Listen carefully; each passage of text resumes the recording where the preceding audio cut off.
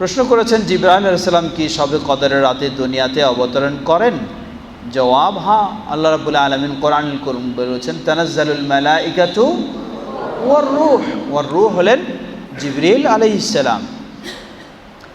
নবী সাল্লাল্লাহু আলাইহি ওয়াসাল্লাম জিবরাইলকে বলেছেন, আমার মৃত্যু আর তুমি কতবার দুনিয়াতে আসবে? তিনি বলেছেন 10 বার। আল্লাহু তাআলা আলাম, আমার জানা নেই। সালাতে মহিলারা মাথার চুল কিভাবে রাখবে? সালাতে মহিলারা মাথার চুল খুলেও রাখতে পারে, আবার বেঁধেও রাখতে পারে। তবে বেঁধে রাখার নিষেধ মর্মে একটি বর্ণনায় এসেছে, তাই খুলে রাখবে। তবে যেভাবেই রাখুক, সালাত চলাকালীন অবস্থায় সেটিকে জড়ানো বা মোড়ানো অথবা বাঁধা সেটি জায়েজ হবে না, এটি নিষেধ করা হয়েছে। ফরজ গোসল হওয়ার শর্ত কি? আমরা আজকের বিষয়টিকে নিয়ে যেগুলি প্রশ্ন পাবো সেগুলি করব, গুরুত্ব দেব।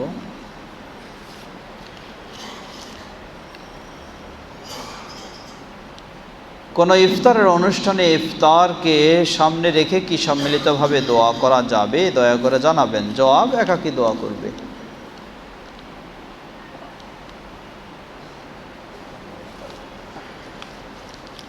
ইতিকাফকারী ব্যক্তি ওই মসজিদ এবং অন্য কোনো মসজিদে খুতবা দিতে পারবে কি না? জবাব, ওই মসজিদে খুতবা দিতে কোনো অসুবিধা নেই, কিন্তু অন্য মসজিদে খুতবা দিতে যাবে না। ইতিকাফের বর্ণনা সামনে আসবে। রাসূল সাল্লাল্লাহু আলাইহি ওয়াসাল্লাম যে বছর মৃত্যুবরণ করেছিলেন সেই বছর কেন 20 দিনের ইতিকাফ করেছিলেন? সামনে আর সুযোগ পাবেন না, এই জন্যই করেছিলেন। রমাদানে রোজা রাখার জন্য কি প্রতিদিন নিয়ত করতে হবে? আশা করি এই প্রশ্ন সহ সকল প্রশ্নের উত্তর দিবেন। সকল প্রশ্নের উত্তর চাইলে ফজর পর্যন্ত থাকতে হবে। আমি থাকতে রাজি আছি, যারা উত্তর নিতে চায় তারাও থাকতে হবে। জবাব, রমাদানের সিয়ামের জন্য প্রতিদিনের নিয়ত করবে। যদিও এখানে কেউ বলেছেন যে যেহেতু গোটা রমজান মাসেই রমাদান, অতএব প্রথমেই নিয়ত হইলেই সেটি যথেষ্ট। জবাব, উত্তম হচ্ছে বা সঠিক হলো প্রতিদিনের নিয়ত করতে হবে। এজন্যই গোটা মাসে একটাই রমজান না, একটাই সিয়াম না, গোটা মাসে 30টা সিয়াম শুরু হয়, আবার শেষ হয়, বিচ্ছিন্নতা ঘটে, আবার নতুন করে শুরু করতে হয়। এই জন্য প্রতিটির জন্যই নতুন করে নিয়ত থাকতে হবে। রাসূল সাল্লাল্লাহু আলাইহি ওয়াসাল্লামের যুগে জুমার দিন একটি আজান দিত, তাহলে এই মসজিদে জুমার দিন 2 বার আজান দেওয়া হয় কেন? আর অন্য আহলুল হাদিস মসজিদে 1 বার আজান দেওয়া হয়, তাহলে আজান কি 1 বার দেওয়া বৈধ না 2 বার? দয়া করে বুঝিয়ে বলবেন। জবাব, আজান 1 বার দেওয়া তো অবশ্যই বৈধ, 2 বার দেওয়াও বৈধ। রাসূল সাল্লাল্লাহু আলাইহি ওয়াসাল্লামের মসজিদে তার যুগে, আবু বকর রাদিয়াল্লাহু আনহুর যুগে, ওমর রাদিয়াল্লাহু আনহুর যুগে একটি আজান ছিল, সেটি যথেষ্ট ছিল। অতঃপর ওসমান রাদিয়াল্লাহু আনহুর যুগে, যেটি সহিহ বুখারীর হাদিসে এসেছে, যে মানুষের সংখ্যা যখন বেড়ে গেল, ঘর দূর দূরে ছড়িয়ে গেল, তখন তিনি আরেকটি সতর্কতামূলক আজান চালু করলেন ইজতিহাদ করে। তার ইজতিহাদকে সকল সাহাবায়ে কেরামগণ এক বাক্যে মেনে নিয়েছেন, সাহাবীদের ইজমা হয়েছে। সুতরাং সেটিও শরীয়ত সম্মত, যদি সেই প্রয়োজন দেখা দেয়। প্রয়োজন না দেখা দিলে প্রয়োজন নেই।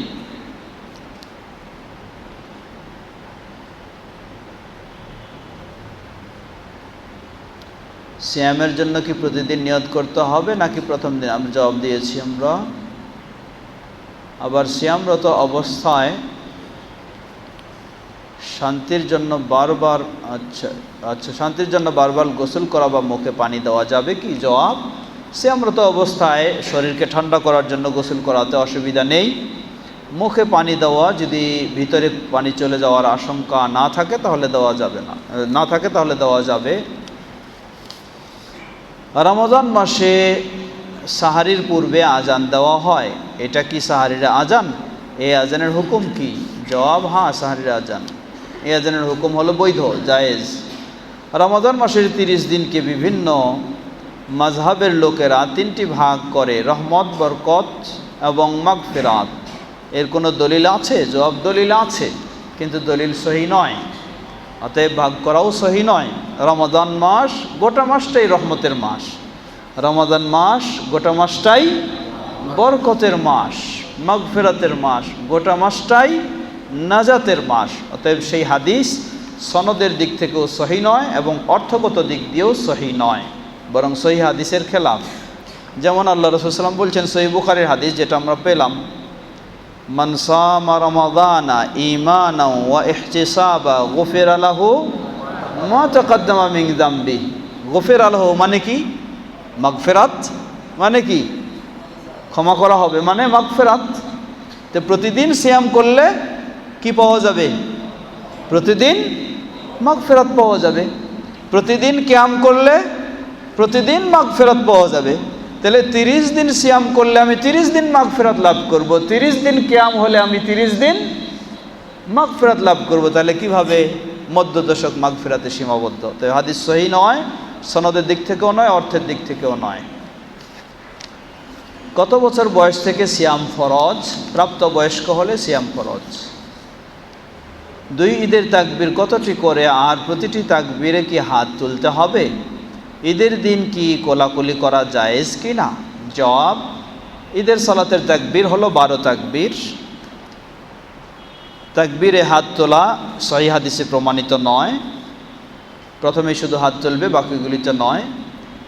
ঈদের দিনে কি কোলাকুলি করা জায়েজ কি না? জবাব, ঈদের দিনে কোলাকুলি করা ঈদের দিনের নিয়তে যদি করে তাহলে না জায়েজ, এটি বেদাত। আর একজন মানুষের সাথে দীর্ঘদিন পরে দেখা হলো, এজন্য যদি মুআনাকা করে তাহলে জায়েজ, কোলাকুলি জায়েজ নাই। কোলাকুলি কোনোভাবেই ইসলামে জায়েজ নাই।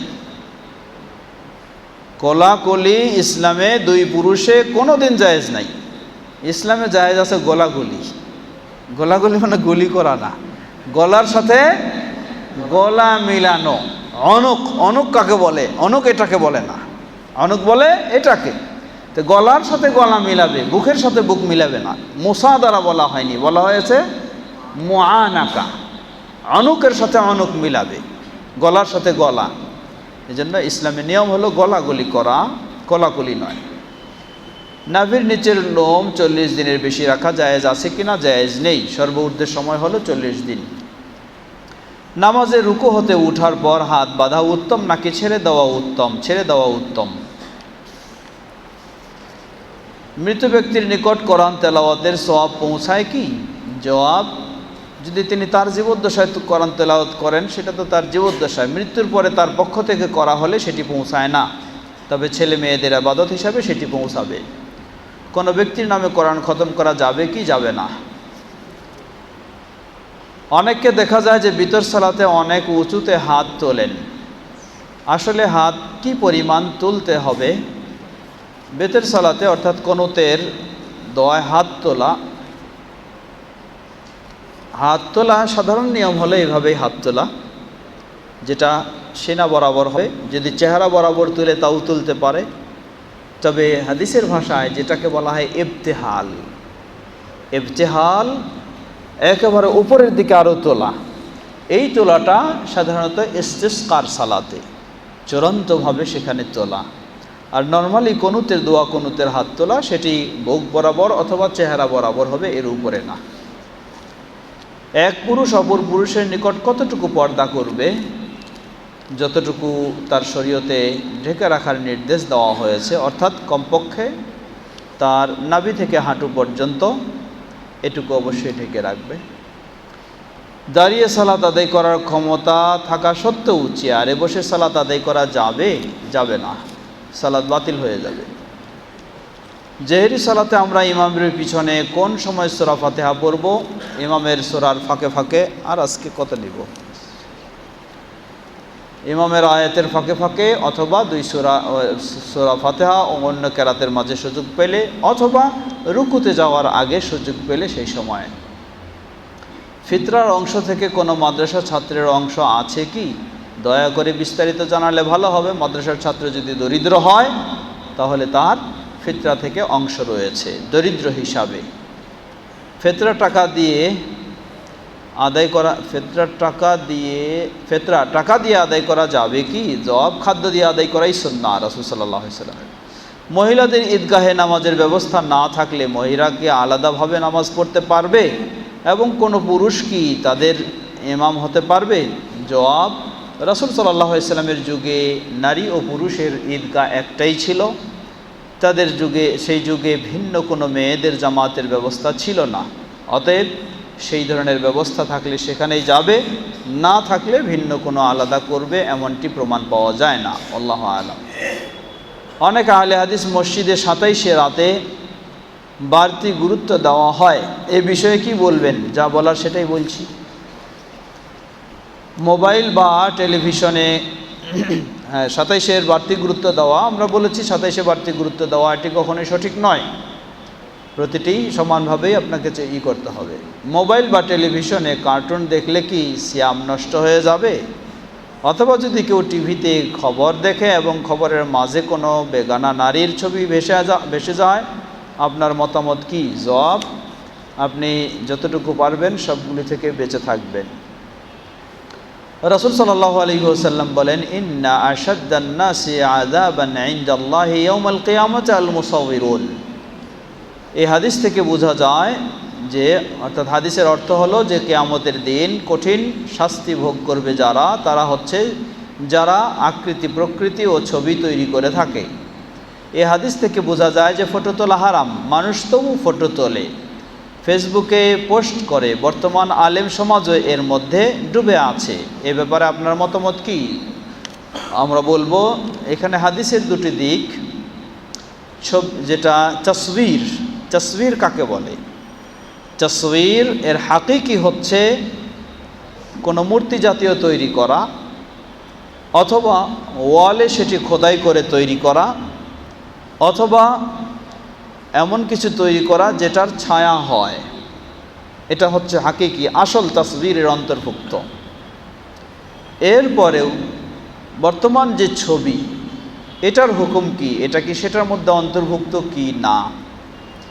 এই ছবি মূলত এটা কোনো কিছু তৈরি করা হয় না, শুধু একটা দৃশ্য সেখানে ধারণ হচ্ছে।